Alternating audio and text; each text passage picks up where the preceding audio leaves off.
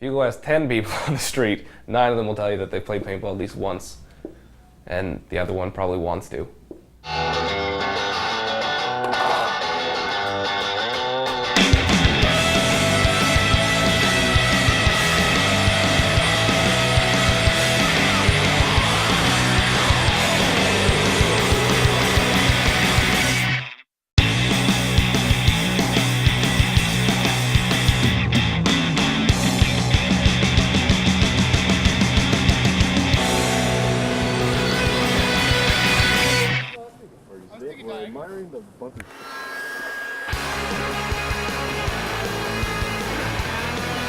Alright, this is called a temple. The reason it looks called a temple is because it looks like a temple. We got a can right there, that's a lay down can. That's going to be a stand up can when we push it up. So we're filling these up, we're going to do some drills.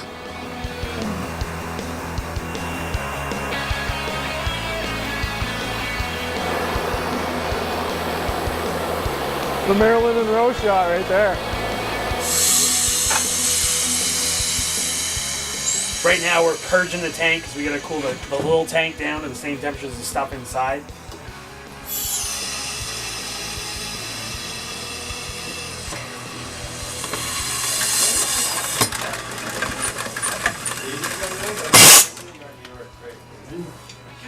Pow! Another filled CO2 tank.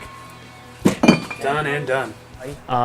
You can play recreationally and you can pick up a set of gear for a couple $100, and then every time you play it might cost you $30 or $40. We play tournament ball. Each one of our players probably has about $2,500 in equipment invested, and then plus every time we play an event we spend another few $100 just playing that event. Yeah, plus we practice every week, that's another $40 or $50. So in the run of a season we probably spend, plus the gear, probably in anywhere from about $5,000 to $6,000 playing a season of paintball. Don't worry about keeping up. Keep your knees up. Pull up your drawers. If your pants are falling down and you can't get your knees up because of your pants, pull up your pants. Don't make me laugh. I can't run. I like this. Harv is super cool. My playing has gone up about a bazillion notches since he started coaching with us, and it's just like he's super easygoing. He's got a great head on his shoulders. He's awesome. He just gives the greatest advice. He doesn't criticize. He's just like, I've noticed this. You should work on this. Hold your gun like that. Do a couple things like this. And all the while, he's just joking and being super nice and super kind with us. And he's great to have around. I'm really glad he started coming and helping us out, because I used to suck at paintball, and now I suck less. When you're drilling, the idea is to drill that stuff into your head. That's the idea, is to get it so it's subconscious. You're not thinking about all your movements. You're doing it just like that, you don't have to think about it. Because being able to do that well and not having to think about it and not having to watch where your paint is going means you're able to pay attention to other things, where the other guys are on the field, what people are saying behind you, what you're supposed to do next on the field. So if you don't have to concentrate on holding the gun still, you can concentrate on the bigger things, the things you actually have to think about during a game. So just try to relax your muscles when you are stretching them, warming them up. Obviously when you're running you are going to be flexing them because you have to move your legs, but you don't want to squeeze them, you just want to keep them relaxed, get them warm, get the blood flowing in there, get the oxygen flowing in real good.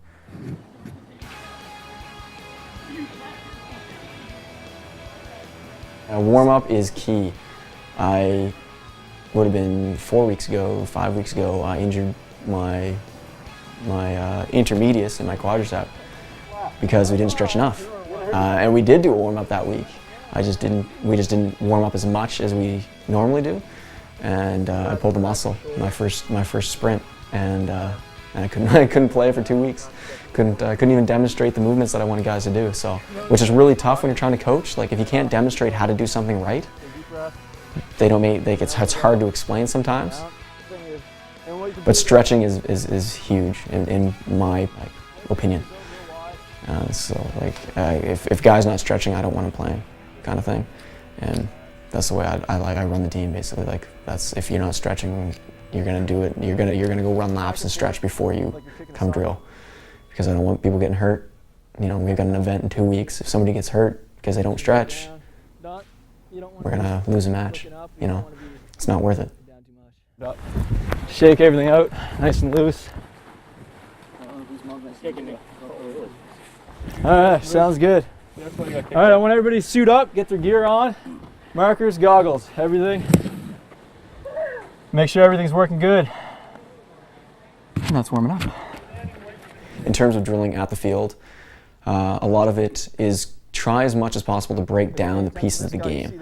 So when you're on the field, there's a lot of different components when you're playing a game. So one component, for instance, I could describe as gun control. It's not called a gun, everyone at home. It's called a marker. All right, gun is a firearm. It's not a firearm. It's a marker. So I'll continue to call it a gun anyways because it's easy, and people call them that anyways. As long as people at home don't think badly. The biggest thing in paintball is that there's a lot of stuff you're looking at all at the same time when you're on the field. The big thing behind drilling, same idea as in football, soccer, any sport really, is you want to break the game down into its little pieces. So one of the biggest things we're working on right now is gun control. You want to be very, very comfortable with your marker, being able to switch hands, being able to run with it without it shaking all over the place. So you want to break the game down to its any little bit of factors, so everything you do is basically very, very simple afterwards. So you don't want to be concentrating on everything at once. You want to concentrate on a little thing at a time. Once you get all those little pieces together, like you're building with Lego blocks or something, eventually you'll have the whole picture. That's why you drill. So basically, you have gun control, which is basically you want to have the gun as an extension of your arm. You don't want to feel it as if you're holding a piece of equipment. You know, a baseball player doesn't hold the bat as if he's afraid of the bat. He's gripping that bat and he's swinging it exactly where he wants to swing it. Same idea with a paintball marker. You want to be holding that gun and you want to be basically not having to aim, but knowing where you're going to shoot. And then being able to switch hands without fumbling with it, which is one of the biggest things I like to get the guys to work on. This is you right here, okay? So you want to be able to not pay attention to what the gun's doing. You don't want to have to look at it all the time. So you want to know where the gun is at all times and without looking at it. So your gun's against your chest, okay? Gun's against your chest here. And I'm not actually holding on to the grip. The gun's just balanced there, okay? I don't have a loader on this one, so normally it'd be a little bit more forward heavy. So you're switching back and forth like this. Now if you're in the bunker, you're going back and forth like this, but if you're on the run, you're going back and forth. So good practice at home, just to make sure you're comfortable with the balance, is tossing it back and forth like I was doing over there, and make sure you're watching yourself somewhere else and you're not watching the gun. Obviously a little bit. That's a good thing to do at home. Over your bed maybe with your goggles on, just in case you smoke yourself in the face. That's a blooper reel. Okay, so you want to do snap shooting first? Everybody go snap shooting first? Okay, let's get snap shooting first. Another thing would be snap shooting, which is basically shooting at a target, for instance, like a person, obviously. Shooting at a target, coming out of your bunker or your obstacle, whatever you feel like calling it that day. Coming out of your bunker, shooting a target and coming back in as quick as you can. And doing it quickly and doing it accurately are the two biggest things. So, or you're using your legs. Okay? Boom, boom, boom, boom.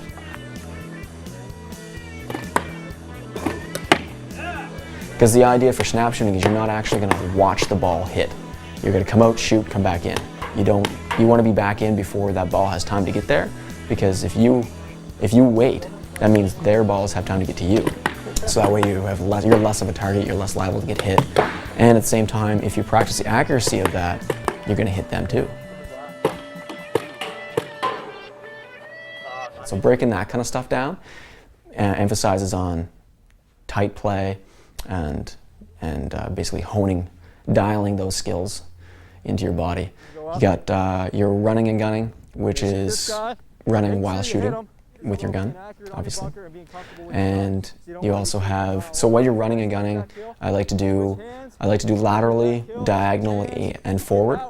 And then I like to switch it up, so you're doing a combination of those in one run. So you have to run straight for a bit, then you have to run sideways, or you have to run diagonally for a bit, then you have to run sideways, stuff like that. Everybody got that? All right. So just a dry run first time. So go ahead. Go ahead, Dave. This time, just stop here. Actually, just stop here and we'll go the other direction. Get your gun, lift your barrel behind the line over your waist there, man. There you go. Now keep going. Now keep going. you go. It's all right. So when you come off, your arms are the only thing that's moving. Your torso is, like your torso and core is already staying in the same spot. It's just your shoulders and your arms that are coming off, right? And since the bunker's gonna be here, but I want everybody to look downfield and go like this. Bop, bop, bop. Switch hands. Bop, bop, bop. Switch hands. Rip. Okay? Ready? Go.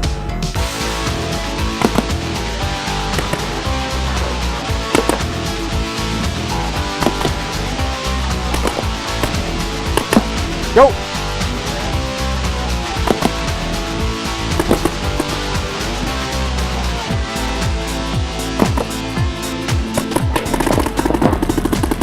You got him, you got him. Go, Sean. That's the way to do it. Nice and all out. There you go. What I want you to concentrate on this time, instead of concentrating on the target, concentrate on yourself, and I want you to keep your gun here. And I want to hold this tight, all right? And I don't care how fast you're going. I want to run as quick as you can, but not if your gun's dropping and bouncing all over the place. I want your gun locked down the field, okay? And when that guy comes around, you got peripheral vision, you're going snap, and he's done, okay? Only take 2 shots. If you miss him, I don't care. Right now, the important thing is I want you staying stable, all right? Go. There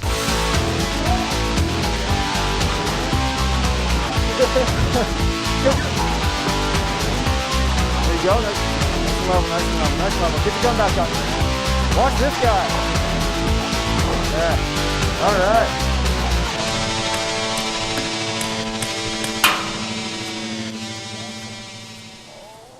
Look at this. This is what not to do. What he did, where there's a lot of weight in the loader with full of paint, what he did when he was switching hands, when he's switching hands to the other side, the loader pulled it off, ripped the threads right out, stripped it, so he's actually going to need a new body for his gun. So he's just been running without a loader on it, so probably why he runs so fast.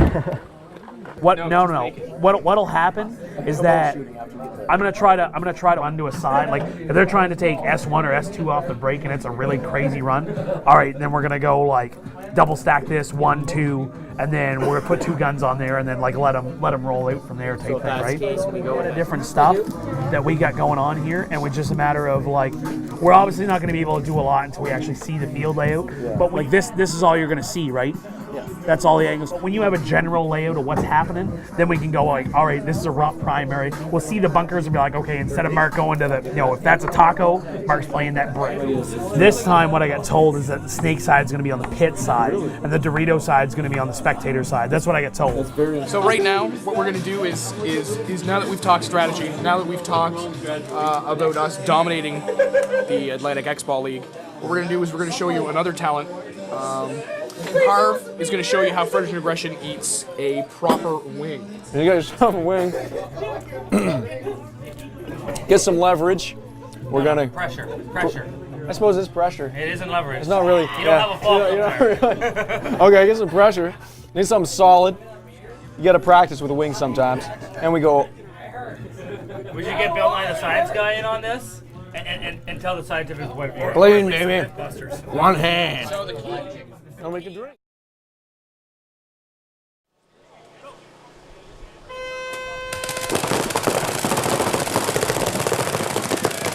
Well, for example, you've got a giant X 16 feet high. So what that does is it actually changes the way the game is played.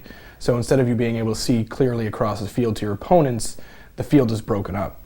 So for most times, you're basically running and gunning or moving a lot more. Whereas if you didn't have the X, you could simply just turn and shoot. So on the corners, there's often cans or some sort of bunker, which is able to let you shoot down tape. Though also, one of the other major things you will always see on a field is a type of snake. Some people call these zippers. The snake is probably one of the most important bunkers on the entire field. So you basically can get anywhere from the 30 line all the way to the 50 line in a quick movement. The job for most guys is to keep people out of the snake, because if there's somebody in the snake, you're going to get shot. The Dorito is the bunker that sort of looks half like a pyramid and half like a Dorito. They don't taste like Doritos, but they do look like Doritos.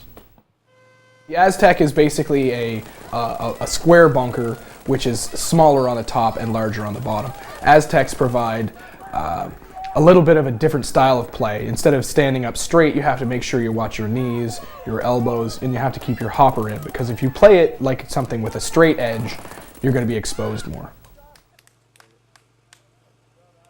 So Nicky T, one of the greatest paintball players ever, used to play for London Nexus. He's a big fan of the Planet Eclipse, which is all the guns we shoot. He did a training video one time and it showed us how to dodge paintball. So we're going to do that for a little while. We're going to switch in and out. So basically what you do is you stand, you shoot one ball. You have to run to the other side of the field, stand against the board, and then dodge your own paintball, all right? So we're going to do that now.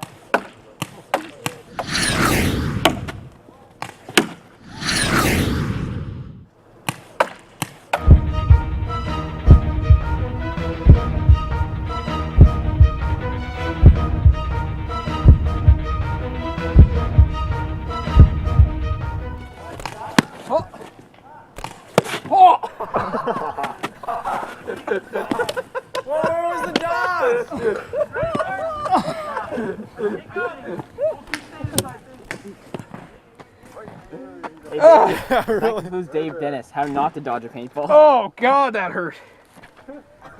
Oh. Ow. That's gotta go into bloopers. First time I got shot was, I don't know, 7, 8 years ago. It's kind of unexpected. But then I got shot and it was an adrenaline rush, right? And I wanted to keep going. So I got hit, walked off to the rest area of the first game, and I was yelling at the referee. I'm like, come on, I want to play more. I want to go out and shoot them, not get shot this time. That's one of my legs. That wasn't me. That was Dave. Joe, what the hell was that? If you feel like I'm a sting, you know, it doesn't, like I find getting hit with a baseball, if you're playing baseball and get beamed by a pitcher, that's going to hurt more. Plain and simple. Because they're a lot harder, baseballs are. But yeah, I don't really, you don't really feel it a whole lot. I mean, it hits you and it stings for a split second and you're like, oh, I just got hit, and it's kind of like a shock. You kind of jolt yourself upwards and you're automatically hands going up, going, okay, I'm out.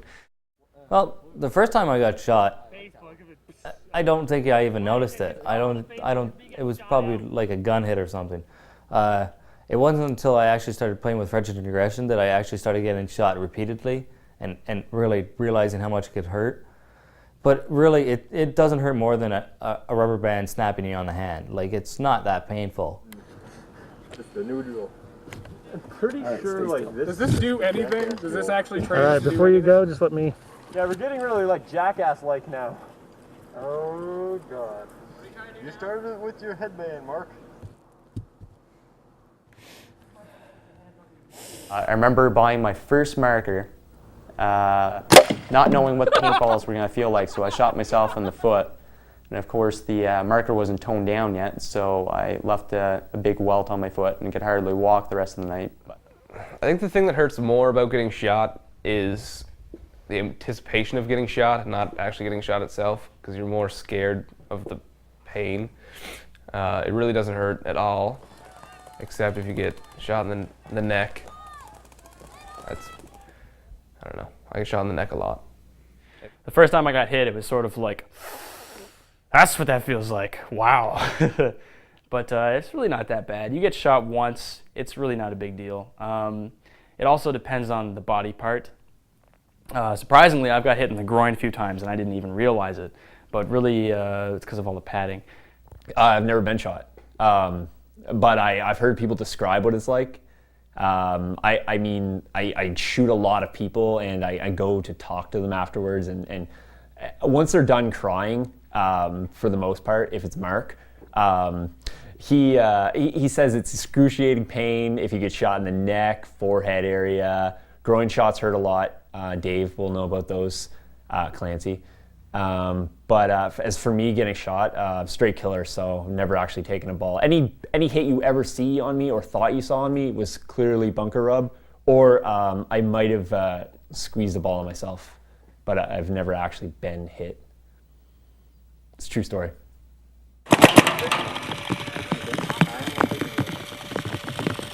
All right, well, last year the first X-Ball event, CXBL, which is Canadian X-Ball League. It was raining worse than this.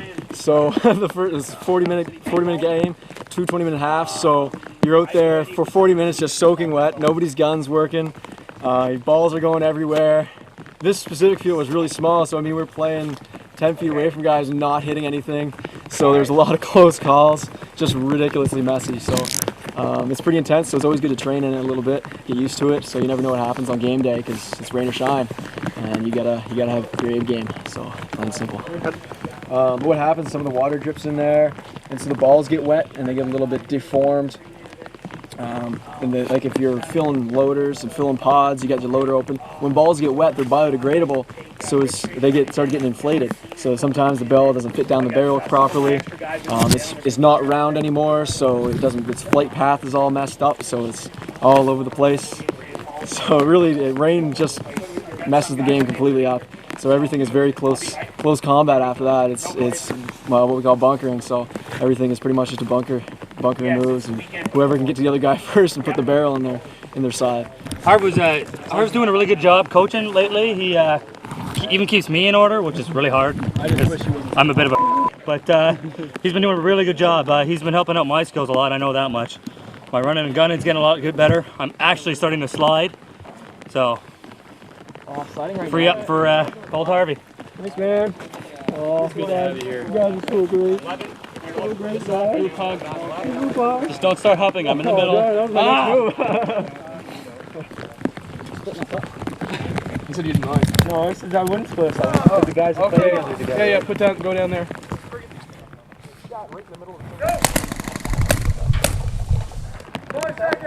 So anyways, what we're doing right now, as you can see, we have one player stacked up on each side of the field.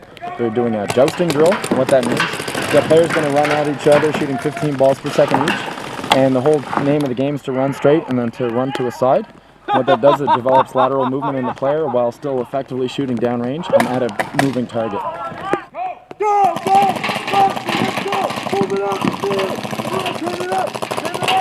Jousting is the same idea as medieval jousting with horses and with lances, only basically you're running at each other, shooting straight at each other. You get two guys opposite in the field, just straight at each other, trying to hit the other guy. And that's all there is to it, basically. It trains your running gun skills and while shooting at a moving target. And it also trains guys to not be afraid of paint coming at them. But the idea of the drill was to not be afraid and not flinch or not clench up if you're getting shot at.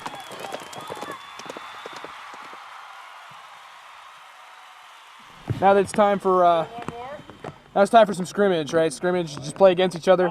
What you do is you use everything you've used in practice while you're scrimmaging. So we got about a half an hour of that. So this is when the action starts. Yeah, I want Adrian in on that. Thank you. Right, you're going to that left triple. Clancy shooting on the right-hand side. You're going to the right triple. Mark's going S1. I'm going to fill that snake side corner. Clancy, keep your gun up! Stop shooting! That's a lucky down. Right? Shoot him! Shoot him! Fire him! You shot him!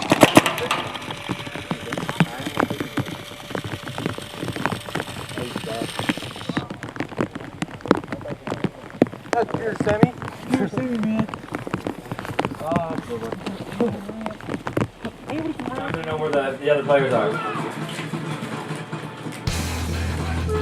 Come on. Your bunker. After reload, 12. Okay.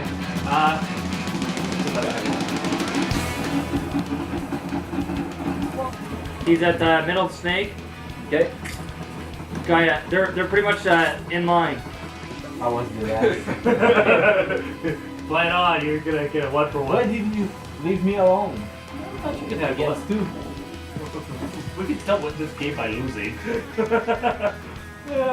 So this is so I can breathe in the morning. I'm starting to get sick, and my throat hurts, and it's gonna be really hard to yell tomorrow. So I gotta put the stuff in my nose, salt water. Let me wear a warm. And it's horrible.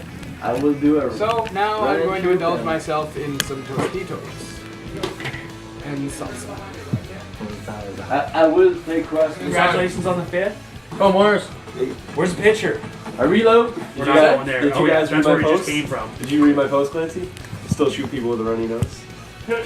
You'll see some I haven't been able to go on the internet for the past 2 days. Kleenex hanging out of my mask. I'll be alright. No, I have your prayer. Donald got a toilet in it. I'm gonna sneak in between you guys here. We're playing Great Hastings. Oh, I know. We're gonna play. It's not. You can or you can't. I can't. I don't play video games to start with, but I'm game illiterate. You go on. End of the season, we're totally going to finish number 1. We're going to take the $6,000. We're going to invest that next year. We're all going to split it up as well, and we're going to have a great party on PI at the Atlantics.